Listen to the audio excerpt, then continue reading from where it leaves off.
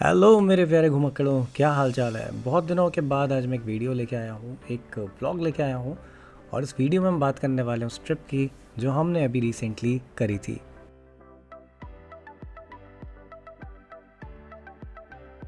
आज की जो ट्रिप है बहुत ही मज़ेदार होने वाली है। वीडियो को लास्ट तक देखना क्योंकि हम निकल रहे हैं हल्द्वानी से पिंडारी ग्लेशियर की तरफ। और सुबह के बज रहे हैं इस समय 4:30 यानी 4:33 हो गए हैं। एंड हम निकल गए हैं। क्यों जल्दी निकले ये रास्ते में बताऊंगा आपको। एंड फिलहाल हम जा रहे हैं पिक करने अपने एक और मेंबर को जो अक्सर हमारी और ब्लॉग्स में भी आपने देखा होगा, हमारे साथ ट्रिप्स में गई हैं। तो उनको हम पिक करते हैं रामपुर रोड से एंड देन उसके बाद कंटिन्यू करते हैं इस सफ़र। तो हम पहुंच गए मुखारी और हमने यहाँ से अपनी एक मेंबर को भी उठा लिया है जिनको उठाना था हमने। और ये मेंबर बड़ी खतरनाक है क्योंकि एक दिन पहले ये आधी कैलाश करके आई हैं और अब ये फिर चल दी हैं दोबारा हमारे साथ। अब अगर बात करूं कि हम जल्दी क्यों निकले थे, तो जल्दी निकलने का रीज़न ये था कि 15 जून जो है वो आने वाला था। क्योंकि हम 13 को निकले थे और 15 जून को कैंची धाम में बहुत बड़ा मेला होता है स्थापना दिवस का।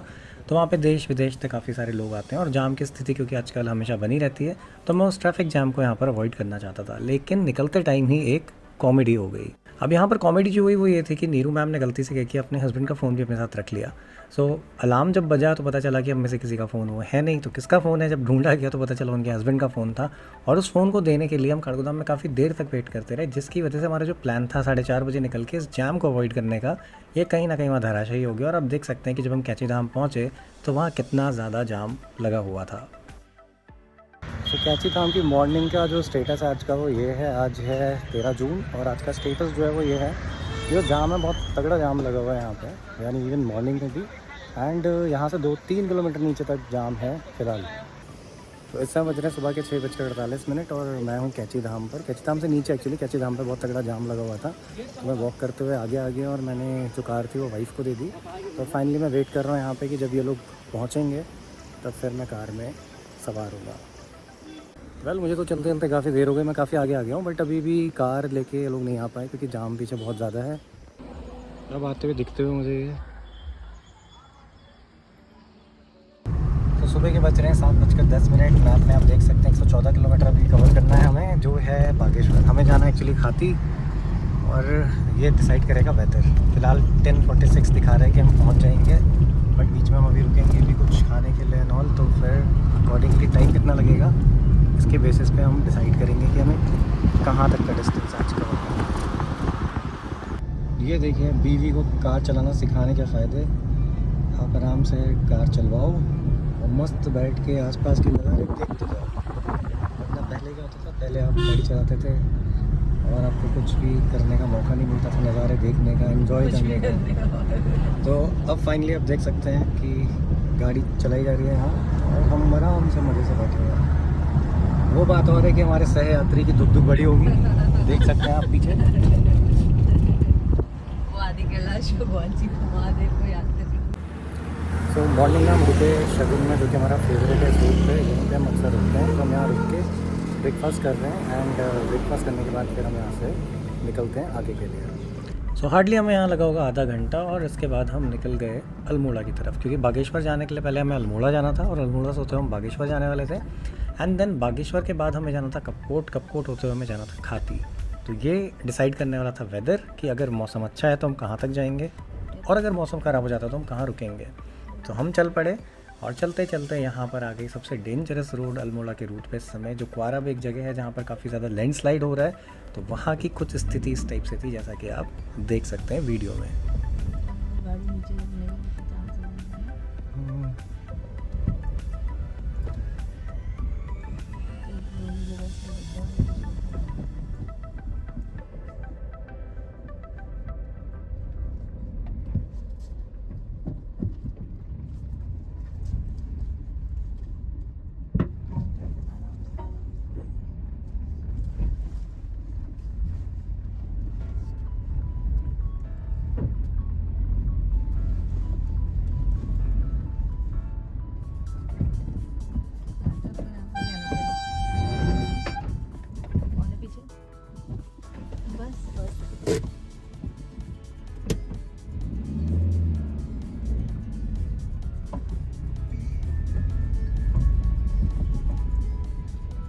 सो इस ऊबड़ खाबड़ रास्ते को पार करते हुए हम एंटर करने वाले थे अल्मोड़ा में।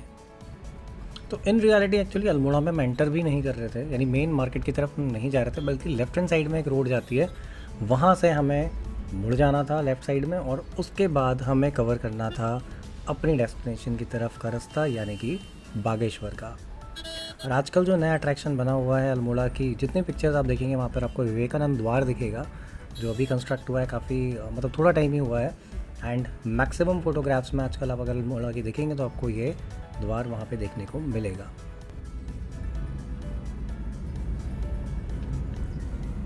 सो अभी यहाँ पे जो टाइम हो रहा था 9:17 हो रहे थे, और हम अल्मोड़ा से निकल चुके थे आगे बागेश्वर के लिए। सो टाइम हो रहा है सुबह के 9:51। हम इस समय अल्मोड़ा से आगे हम चल रहे हैं अल्मोड़ा गोपेश्वर रूट पे। सो इसी के साथ टाइम जो गया था वो गया था 10:15, और हमने एंटर कर लिया था सोमेश्वर में, जिसे सोमेश्वर घाटी भी कहते हैं। सो बात करें अगर सोमेश्वर की, सोमेश्वर बहुत ही सुंदर जगह है जो अल्मोड़ा और कौसानी वाले रूट पे आता है। साथ ही साथ अगर हम बात करें इसके नाम की, कि इसका जो नाम है सोमेश्वर वो कैसे इसको मिला है, तो ये मिला है जो कत्यूरी राजा थे, उन्होंने 12वीं सदी में यहाँ पर एक टेम्पल बनवाया था जिसका नाम रखा गया सोमनाथ, यानी शिव जी को डेडिकेटेड टेम्पल है, नाम रखा गया सोमनाथ। और उसी सोमनाथ से यहाँ पर जो गांव है, ये शहर है, इसको नाम मिला सोमेश्वर। अभी हम बागेश्वर से थोड़ा सा पहले रुके हैं, और क्यों रुके हैं, क्योंकि ये लैंडस्केप हमें बहुत बढ़िया लगा और यहाँ पे इतनी बढ़िया सीनिक ब्यूटी दिख रही है, इसलिए हम यहाँ पे रुक गए हैं। आप भी लीजिए इस ब्यूटी का मज़ा।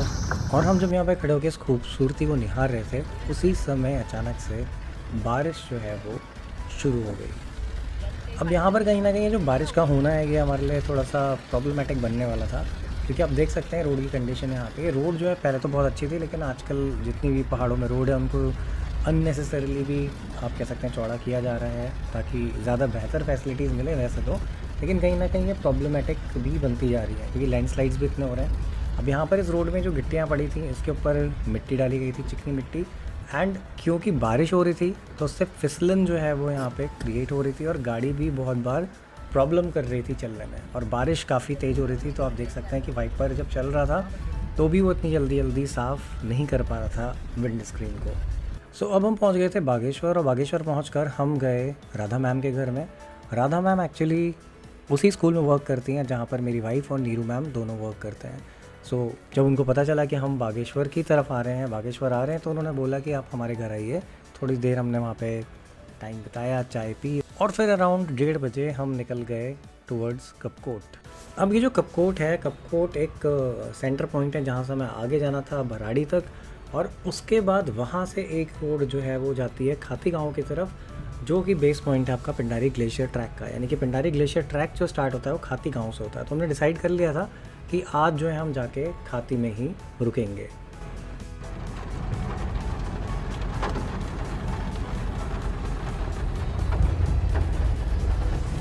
तो शाम के बज रहे हैं 2, और हम पहुंच गए यहाँ से भराड़ी से आगे, और यहाँ से एक रोड कट रही है नीचे की तरफ। अब इस रोड पे आगे बढ़ते बढ़ते जब हम थोड़ा सा कंफ्यूज हुए तो हमें टैक्सी वाले भैया मिला, जिनसे हमने पूछा कि गूगल मैप भी अगर आप पिंडारी सर्च करेंगे तो आपको प्रॉपर ट्रैक मतलब रोड नहीं दिखाएगा, क्योंकि वहाँ पर शायद मार्क भी नहीं करा गया है, एंड वो रोड बहुत ही मतलब आप कह सकते हैं न्यूली कंस्ट्रक्टेड थी, कुछ टाइम पहले ही बनी है, क्योंकि पहले लोहार खेत तक था, कुछ ऐसा मैंने सुना वहाँ पे। तो इसीलिए ये जो रोड है टिल खाती वो आपको गूगल मैप भी शो नहीं करता। तो ये जो भैया थे इन्होंने हमें बताया कि इस तरीके से जाना है, बट आगे के जो नज़ारे थे और भी ख़तरनाक थे। सो खूबसूरत नज़ारे इन द सेंस कि ये एक लैंड स्लाइडिंग जोन जहाँ पर बहुत तगड़ी लैंड स्लाइड हुई थी, और इवन जब मैं वापस आ रहा था तो मुझे लगता है उस समय तो और ज़्यादा लैंडस्लाइड यहाँ पर हुआ था, और बारिश का मौसम और ऊपर से पहाड़ और ऐसे लैंडस्लाइड, तो कहीं ना कहीं आपके दिमाग में जो है वो टेंशन जो थोड़ी सी आती है। एंड स्पेसिफिकली जो गाड़ियाँ होती हैं वो यहाँ पर ये जो पत्थर पड़े होते हैं, या इससे पहले भी क्वारब वाली रोड का जो आपने वीडियो देखा, वहाँ पर जब गाड़ियाँ निकल रही होती हैं तो दोनों साइड टायर क्या करते हैं, मिट्टी को प्रेस कर देते हैं, लेकिन जो बीच वाला पोर्शन होता है वो थोड़ा उड़ जाता है, और वही बहुत रिस्की होता है।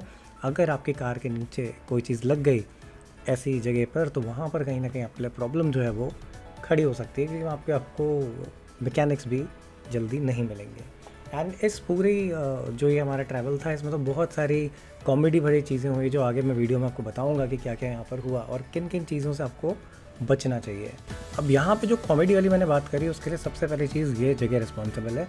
यहाँ पर अगर आप उसको देखें तो आपको लगेगा नहीं कि ऐसा सच ये कोई ज़्यादा हाइट है कैमरे के हिसाब से, लेकिन हाँ ठीक ठाक हाइट थी। और क्योंकि यहाँ पे लैंडस्लाइड हो रहा था और आप देख सकते हैं कि ये जो टूटी हुई रोड है इसको बनाया गया किससे, पत्थरों से, तो इसके ऊपर वो जो बजरी आके अटक गई थी उसकी वजह से यहाँ पे गाड़ी बहुत ज़्यादा स्लिप हो रही थी और वो चढ़ नहीं रही। अब इस ट्रैक पे जाने से पहले सबसे पहले कॉमेडी तो मॉर्निंग में हो गई थी जहाँ पर वो फ़ोन आ गया था गलती से नीरू मैम के पास, और दूसरी कॉमेडी होती है यहाँ पे क्योंकि ये जो बारिश पत्थर बजरी है इससे ऐसा कॉम्बिनेशन बनता है कि गाड़ी के टायर स्किड कर रहे होते हैं और गाड़ी चढ़ नहीं रही होती है। सो ऐसी सिचुएशन में जो एक टैक्सी हमारे पास आके रुकती है उसमें अंकल एक बैठे होते हैं और वो ऑफ़र करते हैं कि भाई आगे तो रोड बहुत ख़राब है, आपकी गाड़ी जा नहीं पाएगी, तो आप मुझसे टैक्सी ले लीजिए और मैं आपको टैक्सी प्रोवाइड करूँगा, आर्टिका दूंगा, आप उसको लेके जाइए। अब यहीं पर था एक स्कैम जिससे हम बच गए। अंकल ने हमें अपनी कार ऑफ़र करी और हमसे कहते हैं कि 12,000 रुपये मैं लूँगा, जो हार्डली आई थिंक 20 किलोमीटर्स हमें और ट्रैवल करना था उसके लिए। सेम टाइम पे एक ऑल्टो वाले भैया आके रुकते हैं और वो कहते हैं मैं तो 8,000 रुपये में ले चलूँगा। तो मैंने उनसे पूछा कौन सी गाड़ी में आप ले जाएंगे, तो वो कहते हैं मैं ऑल्टो से ले जाऊँगा। तो उसी समय मेरा दिमाग ठनक जाता है थोड़ा सा कि अगर ऑल्टो जा सकती है तो हमारी कार तो ऑल्टो से बहुत ज़्यादा ऊँची है, तो हम अपनी कार फॉर श्योर लेके जा सकते हैं। और फिर यहाँ पर मैंने लिया रिस्क और फिर हम अपनी कार से ही आगे गए। और इस पूरी प्रोसेस में वो जो टैक्सी वाले भैया थे और अंकल थे उन दोनों के बीच में वहाँ पे भिड़ंत भी हो गई, क्योंकि भैया ने हमें लेस अमाउंट में ऑफ़र कर दिया था खाती तक ले जाने का। सो फाइनली बज रहे हैं 3:47 एंड हम हैं यहाँ पे, यानी कि खाती की तरफ हम जा रहे हैं, बट अभी हम पहुँचे नहीं हैं खाती। और अगर मैं रोड की बात करूँ तो रोड की कंडीशन बहुत ख़राब है। कुछ पैचेस तो ऐसे हैं जहाँ पर अगर आप अपना मतलब व्हीकल लेके आ रहे हैं, स्पेशली अगर आप 2 व्हीलर से आ रहे हैं तो स्किड करने के चांसेस तो हैं, और अगर 4 व्हीलर से आ रहे हैं और लो फ्लोर वाली है तो लगने के चांसेस भी हैं अगर आप आराम से नहीं चलाते हैं तो कहीं ना कहीं प्रॉब्लम तो है। मतलब रोड बहुत ज़्यादा ख़राब है, जबकि इसको ट्रैक ऑफ द ईयर का अवार्ड मिला है।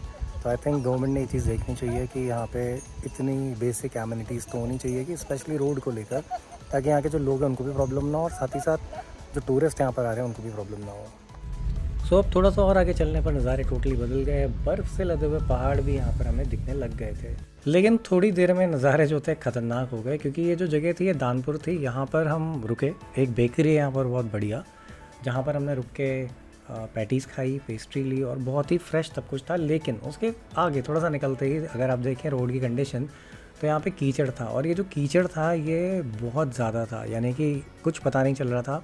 रिस्क लेकर इसमें गाड़ी डाल तो दी और गाड़ी फंस भी गई थी इसमें थोड़ी देर के लिए, बट किसी तरीके से यहाँ से हमने फाइनली निकाल दिया। और कहीं ना कहीं यही सारी चीज़ें जो हैं, ऐसी जगह जब आप ट्रैवल करते हैं तो आपको लगातार टेंशन दे रही होती हैं कि अगर इनकेस ज़्यादा बारिश हो गई तब आप कहीं फंस ना जाएँ, गाड़ी में कोई प्रॉब्लम आ गई तब क्या होगा। तो ये सारी चीज़ें हैं जो आपको यहाँ पे देख कर समझ कर फिर चलना है। इसी के साथ हमने एंटर कर लिया था वाचम में, जो कि खाती से पहले है।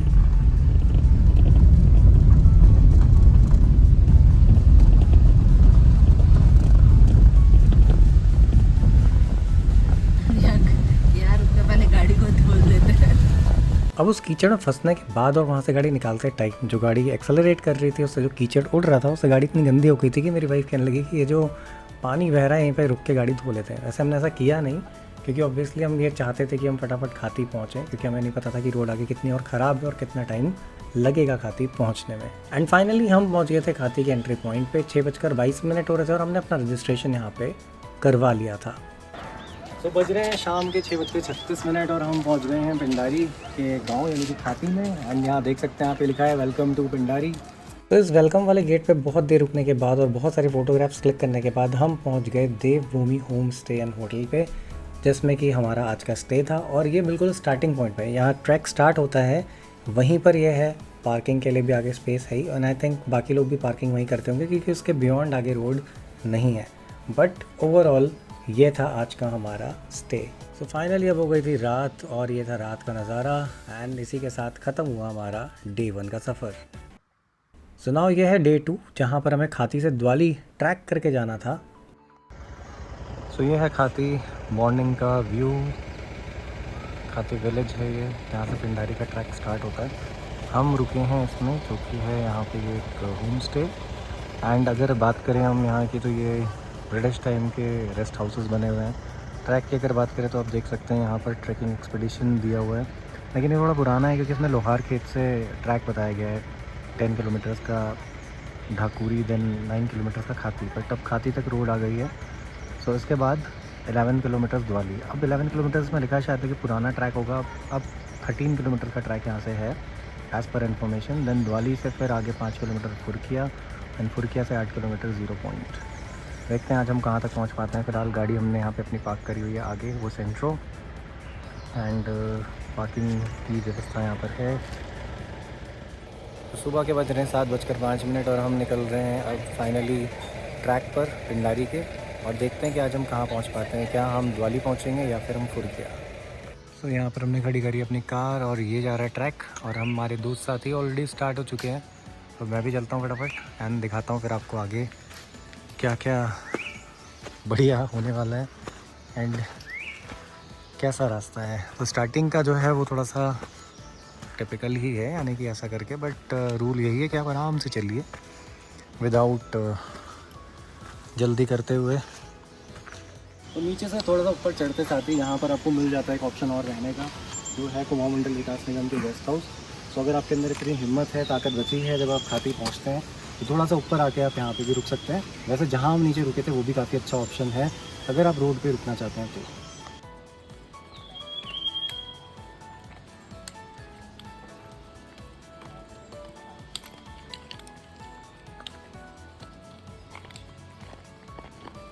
खाती से जैसे ही आप ट्रैक स्टार्ट करते हैं, ये थोड़ा सा ऊपर आके ही जहाँ पर आपका ये गेस्ट हाउस है कुमाऊं मंडल विकास निगम का, वहाँ पर ऐसे व्यूज़ आते हैं ना, एक्सप्लेन ही नहीं कर सकते आप वर्ड्स में, इतना प्यारा व्यू यहाँ पे था। इतनी चढ़ाई के बाद फाइनली अब ढलान आ चुके हैं यहाँ पे। अब कितनी दूर तक है ये पता नहीं, बट अगेन संभल के चलने की ज़रूरत। यहाँ पे 1 किलोमीटर चलने के बाद आपको ऐसे बहुत सारे बैठने के पॉइंट्स मिल जाएंगे जहाँ पर आप बैठ सकते हैं इनकेस अगर बारिश होती है या फिर अगर आप रेस्ट करना चाहते हैं तो। फाइनली चलते चलते 1-1.5 किलोमीटर आगे आके ये झरना जैसा यहाँ पे थोड़ा सा आता है, एंड देन ये एक लोहे का पुल आ गया है यहाँ पे, जिसको हम करने वाले हैं क्रॉस। थोड़ा आगे चलते चलते हम पहुँचे फाइनली इस झूला पुल के पास। यहाँ पे लिखा था कि कैफेटेरिया 200 मीटर्स पे है, लेकिन ये कैफेटेरिया कभी मिला ही नहीं। आई थिंक शायद ये पहले कभी होता होगा यहाँ पे, और उसके बाद 2013 में जब आपदा आई एंड ऑल, तो उसके बाद से शायद ये कैफेटेरिया यहाँ पे नहीं खुला। और यहाँ से आप पिंडर नदी का शोर भी सुन सकते हैं।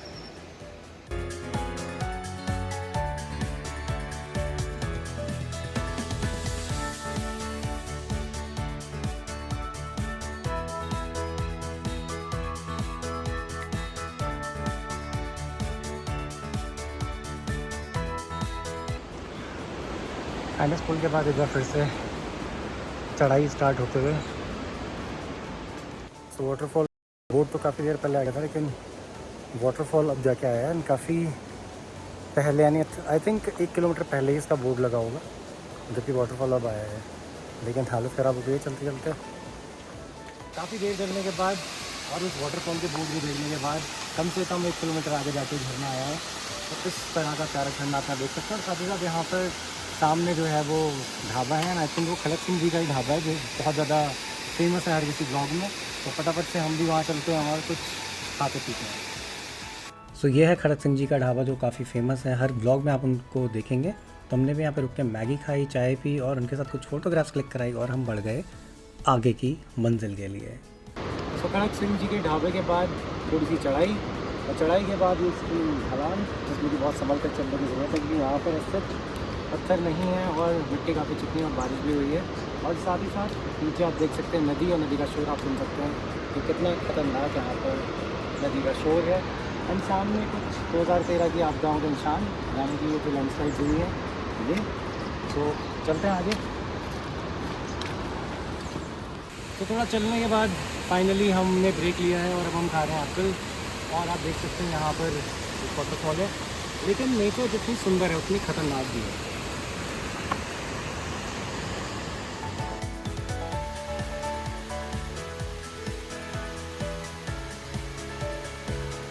तो इस समय हो रहा है टाइम 12:40। पूरे रास्ते में कहीं पर भी साइन बोर्ड नहीं दिखे, और जो दिखे वो पूरे काई से जमे हुए थे। यहाँ पर लिखा है द्वाली 2 किलोमीटर। तो द्वाली हम पहुँचने वाले हैं। थोड़ा और आगे बढ़ने पर ट्रैक हमें कुछ इस टाइप का मिला, जहाँ पर बहुत ज़्यादा संभल कर चलने की ज़रूरत थी।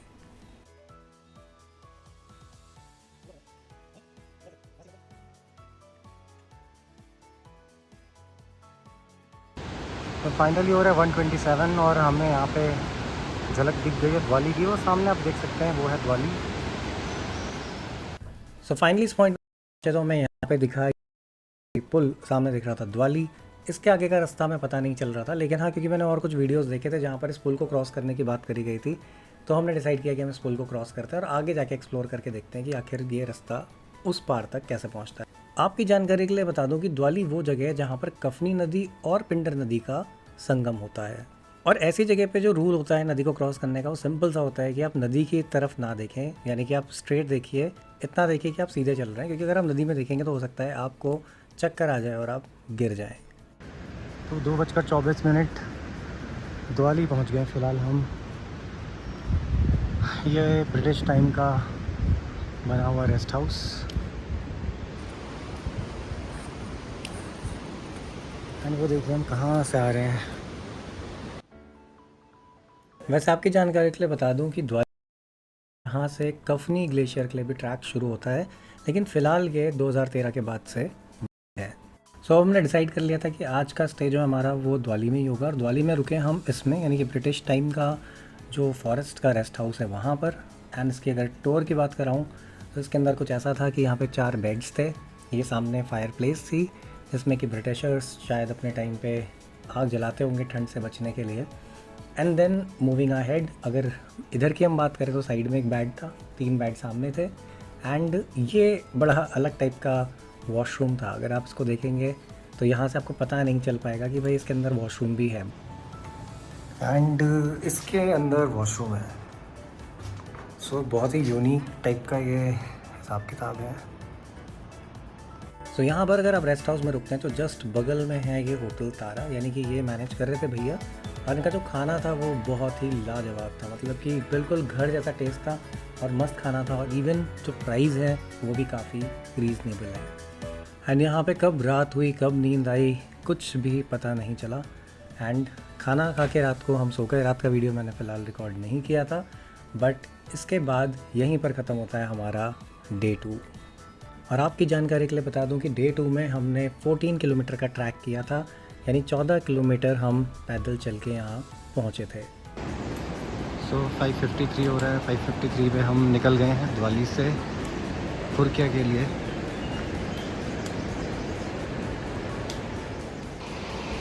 बस हमारे सुबह के 7 दिवाली से हम चल चुके थे। एंड इसके बाद हम फुरकिया की तरफ जा रहे हैं। देख सकते हैं नज़ारे कितने बढ़िया है, वाटरफॉल्स ऊपर से देख रहे हैं और जाके पिंडर नदी में मिल रहा है। और पिंडर नदी का शूट भी आप सुन सकते हैं।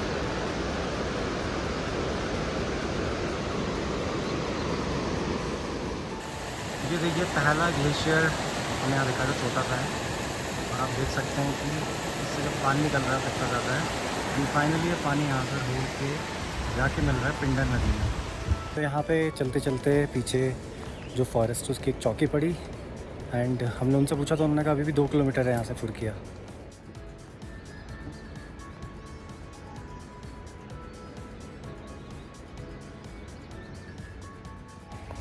सो टाइम हो रहा है 9:04 और हम पहुँच गए हैं फुरकिया। मौसम जो है यहाँ पे बड़ा ख़तरनाक हो रहा है, सब तरफ। सो अगर बात करें फुरकिया की तो फुरकिया में भी आपको रुकने के बहुत सारे ऑप्शंस मिल जाते हैं। यहाँ पे रेस्ट हाउस हैं KMBN के भी, फॉरेस्ट के भी, एंड साथ साथ जो प्राइवेट ऑप्शंस हैं वो भी आपको यहाँ पे मिल जाते हैं। सो फुरकिया में हमने लिया एक छोटा सा ब्रेक, हमने पी चाय और खाई मैगी, क्योंकि मॉर्निंग में हम निकल चुके थे जल्दी। और उसके बाद चल दिए हम आगे। सो बज रहे हैं 10 और हम यहाँ से यानी फुरकिया से आगे निकल गए हैं। अब मौसम वैसे ख़राब टाइप है, ख़राब इन द सेंस कि काफ़ी ज़्यादा कोहरा है, बट हमने सोचा एक चांस ले लेते हैं जब यहाँ तक आए हैं तो 0 पॉइंट तक जाकर। और लक अच्छा रहा तो दर्शन ज़रूर होंगे, अदरवाइज़ बैक टू फुरकिया।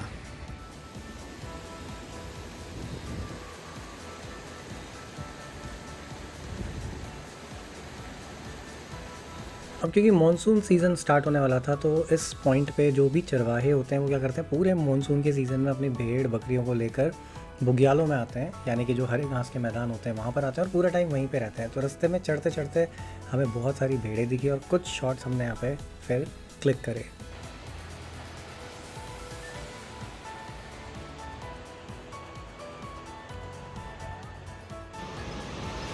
तो टाइम हो गया है 11:45। हम अभी तक बाबा जी की कुटिया पे नहीं पहुँचे हैं और आप देख सकते हैं कि पिंजर नदी यहाँ नीचे बहती हुई जो इतने खतरनाक मौसम में भी हमारा साथ दे रही है, लेकिन इसकी आवाज़ जो है कहीं ना कहीं बहुत डरावनी है, क्योंकि आप देख सकते हैं कि इतनी हाइट पर भी इसकी आवाज़ कितनी ज़्यादा आ रही है।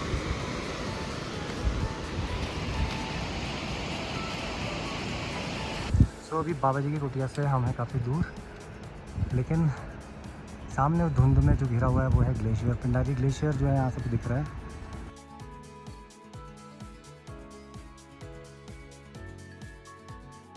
वेल तो अब आ जाते हैं हमारे लास्ट पार्ट में, यानी कि ब्लॉग की एंडिंग में। यहाँ पर कहानी में एक ट्विस्ट था। ट्विस्ट ये था कि वो इमेज जो आप अपनी स्क्रीन पे अभी देख सकते हैं या पहले भी मैंने आपको दिखाई, उस पॉइंट पे जब हम पहुँचे तो प्रॉब्लम क्या है कि वहाँ पर इतना एक्सट्रीम लैंडस्लाइड था, और क्योंकि उस दिन जो ट्रैक था वो क्लोज़ हो रहा था, तो जो भी हमें वापस मिल रहा था वो यही कह रहा था कि ट्रैक तो क्लोज़ हो रहा है और आप आज कहाँ रुकेंगे, क्या रुकेंगे। तो उस बेसिस पे क्या हुआ कि हमें कोई भी वहाँ से आने, मतलब जो हमारी तरफ से उधर की तरफ जाने वाला पिंडारी ग्लेशियर 0 पॉइंट वो हमें नहीं मिला। तो ऐसी सिचुएशन में हम वहाँ पर पहुँच के हुए कंफ्यूज, और क्योंकि नीचे जब हमने लोगों से पूछा था कि क्या हम अपने साथ गाइड लेके जाएं, तो मैक्सिमम लोगों का कहना ये था कि गाइड की कोई ज़रूरत नहीं है, बहुत सीधा ट्रैक है, बहुत सिंपल तरीके से आप जा सकते हैं। तो इस वजह से हम वहाँ से कोई गाइड लेके नहीं गए। अब क्योंकि हमें वहाँ कोई मिला नहीं जो कि पिंडारी ग्लेशियर की तरफ जा रहा हो, तो उस पॉइंट पे पहुँचकर हम वहाँ से वापस आए। एंड क्योंकि मौसम भी ख़राब था तो एज सच कोई व्यूज़ दिख नहीं रहे थे। हाँ, लेकिन वापस जब हम फुरकिया पहुँचे तो वहाँ से हमें ज़रूर थोड़े बहुत व्यूज़ दिखे, जिसका कि वीडियो मैंने डाला है, फ़ोटोग्राफ्स क्लिक करी थी, वो आप देख सकते हैं। बट ये एक ऐसा ट्रैक है जो हमारा पूरा नहीं हो सका, और शायद भगवान भी ये चाहते थे कि हम नेक्स्ट टाइम फिर से आएँ, तो हो सकता है कि अगली बार फिर से हम पिंडारी ग्लेशियर ट्रैक की तरफ जाएँ। लेकिन ओवरऑल अगर मैं बात करूँ ट्रैक की, तो ट्रैक बहुत ही बढ़िया था, बहुत ही अच्छे नज़ारे थे। तो आपको लाइफ में एक बार पिंडारी ग्लेशियर ट्रैक ज़रूर करना चाहिए। और लौटते टाइम हम रुके हैं दानपुर बेकरी में, तो अगर आप इस रूट पे ट्रैवल कर रहे हैं तो आप यहाँ पे रुक सकते हैं, और यहाँ के पैटीज़, पेस्ट्रीज़, केक जो भी आप ट्राई करना चाहें वो ट्राई कर सकते हैं। अगर ब्लॉग आपको अच्छा लगा है तो ब्लॉग को लाइक करिएगा, क्योंकि ऐसी चीज़ें हमें मोटिवेट करती हैं ताकि हम ऐसे ही ट्रैवलिंग ब्लॉग्स आपके लिए बनाते रहें। और चैनल को अगर सब्सक्राइब नहीं किया तो चैनल को सब्सक्राइब करिएगा। Thanks for watching the video.